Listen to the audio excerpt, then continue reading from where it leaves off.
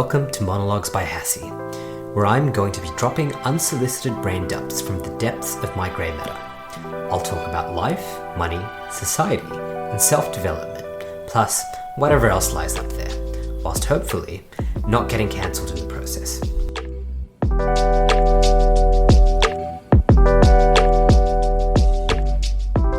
Some of my favourite stories as a child were Aesop's fables, and one in particular is the goose that laid golden eggs. And so, as the story goes, there was once a countryman who possessed the most wonderful goose you can imagine. For every day when he visited the nest, the goose had laid a beautiful, glittering golden egg. The countryman took the eggs to the market and soon began to get rich. But it was not long before he grew impatient with the goose, as she gave him only a single golden egg every day. He was not getting rich fast enough. Then one day, after he had finished counting his money, the idea came to him that he could get all the golden eggs at once by killing the goose and cutting it open. But when the deed was done, not a single golden egg did he find, and his precious goose was dead. And the simple moral of that story is, those who have plenty want more, and so they lose all they have. And the reason I like stories with this is because I often struggle with implementing these very same principles in my own life. And I've been reading on the topic of essentialism, doing just what's essential. And a big component of that is protecting your asset, protecting yourself. And the way essentialism as a theory kind of relates your ability to produce, your body, your health, your mind, is that it is fundamentally the golden goose from the story. It is the gift that keeps on giving. And every day we get a golden egg and we can choose what to do with it. But if we try to push this too far and we lose our asset, then it's much similar to cutting open the golden egg. And as somebody who's come very close to burnout and who's teetered on the edge of burnout many times, I do know this is something to be careful of. Now, recently, as part of the work that I'm doing out here remotely, trying to build digital products, when I do pick up something brand new, and for me that has been Android development and trying to get a product out on the Google Play Store that people can actually download, real people, I want them to interact with these things that I build, and that is a whole new learning curve for me. So I've been investing a lot of time. And one area I've always struggled with for a very long time, which I would say I would give myself maybe a 65% scorecard if I had to rate myself, is my ability to sleep. Because I realized this is something I need to do to be more effective. And I've found that there have been times where I'm so sleep deprived, my ability to solve problems is greatly hindered. Now, of course, I'm putting a lot of pressure on myself. This is one of the projects that is very intrinsically driven. It is just me doing it. It is not contract work that I've taken on behalf of somebody else. But I'm still putting a lot of energy into it because that is a big part of the reason that I decided to make the changes in my life that I have. And at the same time, I realize it's incredibly important to protect the golden goose, and that is me. And so I've been trying, and maybe rather unsuccessfully, to try and get at least 7 to 8 hours of sleep. Realistically, we're probably looking closer to 7. I've been trying to eat better or eat less meals, and what I've done is, no matter how late I get home, because I go to this co-working space that closes at 10 o'clock, so I will sometimes come home at 10:30 and just cook for an hour so I can have meals for the next 2 days. And by doing that, even if the meal isn't the world's healthiest, I do try to throw in a lot of vegetables. It is something that is available for me, and it's going to prevent me from going and buying something when I'm at my co-working space. Why? Because the meal's prepared. And I make sure that, I'm walking there, which I have to do, but sometimes on the way back or on the way there, I take a slightly longer route just to get more steps in. And so there are these small things I've been doing to try and protect the asset. And nevertheless, it feels like a very, very tough journey to kind of get this product out into the market. So I've been putting in, a lot of hours, and I haven't taken the traditional weekends, but I am here and there. So what I've noticed is when I do notice my productivity dropping and my ability to, solve problems and clearly visualize not just what I need to do today, but what I need to do in the next few days to reach success, that is when it is time to switch off. So I had a long weekend last week where I took 3 days off, and I basically visited a city in Malaysia and hung out with some friends that I made and some old friends as well, and I had a really good time.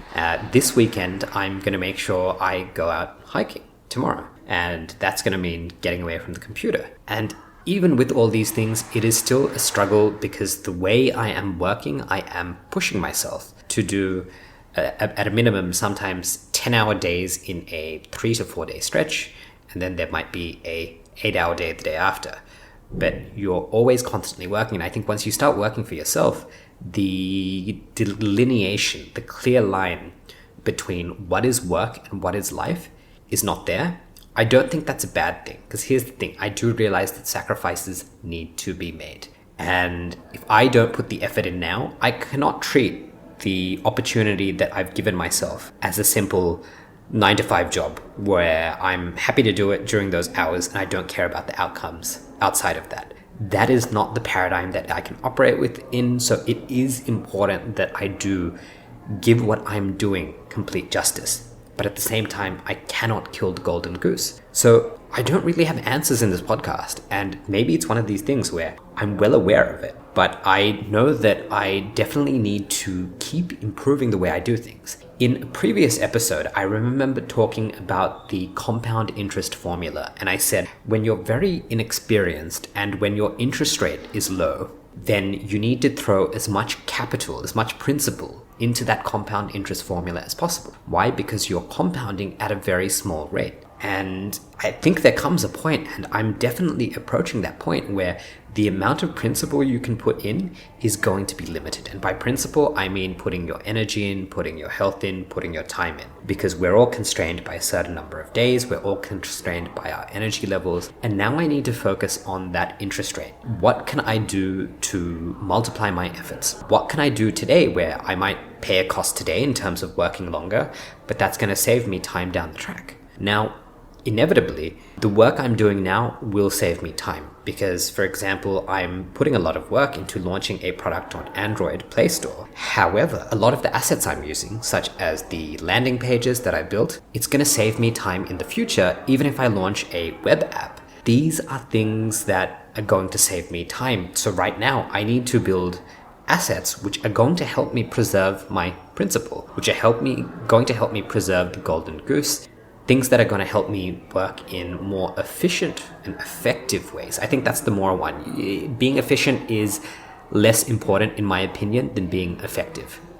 The difference is being effective means you're going in the right direction. Being efficient means you're just really good at getting a lot of work done. So I do need to focus on both, but making sure that what I'm doing is effective is equally, potentially, if not more important than being efficient at what I'm doing. And I know the way I'm working now, because I'm learning a lot of these skills for the first time, I'm learning how to deal with submitting an application to a store where I can sell it. It is something where I am dealing with the ramifications every day of not being the most efficient person at this. However, by the time I get to product number 2, this changes. And fundamentally, if I'm tired all the time, I'm not going to be doing my best work. And I definitely do feel it. I have developed a very big caffeine dependency. I have this drawer of coffee in my house, which is just packed with coffee. And if I go to my co-working space, there's a coffee machine. It's great. It means the membership pays for itself. But I do realize that this is a sprint that I am in. And once I'm out of this sprint, I'm definitely going to have to revisit the way I'm working. And I might still be putting in more hours, but I need to do it in a way where I am not so physically and mentally drained. And I think a big part of reducing that burden is once the skills become more familiar and once you're more comfortable with putting things out there, you're both faster at it and it's less stressful. So I think that's going to make a big change as well. But I'm also definitely looking forward to taking some of the time that I'm spending into launching this product now and diverting it to getting more sleep, to getting more exercise. Because my goals for this year, when I did my planning, were not solely focused around being creative and tapping into my creativeness as a software engineer. A big one was actually getting into the fittest shape that I've ever been in my life. And I definitely am fitter in some aspects. I do know that because a lot of running and exercise and the sheer amount of walking I do being in Malaysia and the running and stuff. Mind you, I was doing back when I was in Australia. I did the marathon and did all these races and stuff like that. But a lot of that has definitely benefited me. in the terms that I have more endurance. Now my problem is I've got this huge work plan. Naturally, I'm an ambitious person and I'm putting a lot of hours in, which does mean that I do neglect my own sanity at times. But I think I'm doing okay because I'm maybe not being 100% with my sleep and my exercise and my diet, but I'm keeping it at a consistent level. I'm not playing with too many variables. And I know that once this priority comes down, I can make sure that I do not kill my golden goose. So, prompt to everyone listening to this, where do you see your assets being compromised? Where do you see your golden goose in terms of your body, your health, your sleep, your energy?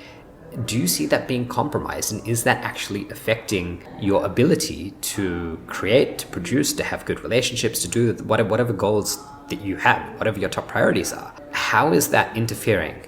Is there anything where you could reflect and potentially make some small changes to start that journey to really protect your main asset? Because there is no use in all of us trying to achieve these things, trying to be ambitious, trying to hit our goals if we end up in a state where we are worse off. Like, there is no point of me creating a business or launching apps, which I know bring people joy and as a result make me happy, if I am so exhausted and deprived that I can't go forward. At the same time, I do need to balance it with the work does need to be done. So there's a lot of contradictions in this episode. But that's my prompt to you. And to all of you listening to this, I wish you great success on all your endeavors. You've just made it through another episode of Monologues by Hassie. It brings me great pleasure to know that you made it to the end. To listen to more episodes, subscribe on your favorite podcast app or visit monologuesbyhassie.com. Thanks for swinging by.